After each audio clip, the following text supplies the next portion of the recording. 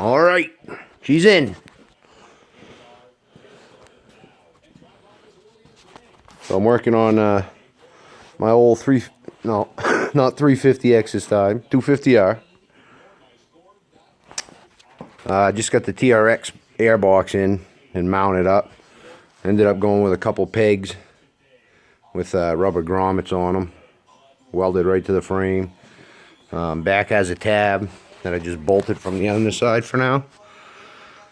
I'm going to end up trimming all this shit so I can get it up higher.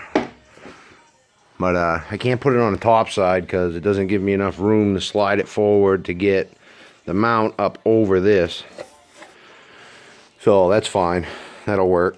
I'll make this work. But she's in there. Had to change up the chain slider a little bit. You know how usually they have that little bracket that holds them. Then it bolt goes through and bolts to the bracket.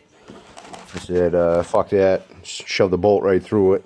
Welded a nut right to the frame. That'll be mint. No different than any modern bike, or should be plenty good enough. Other than that, I mean, I think I'll be good.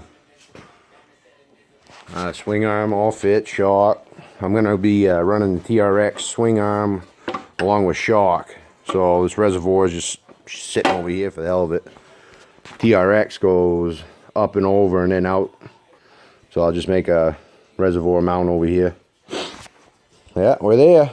Just got a couple more little things to do and she'll be ready for powder.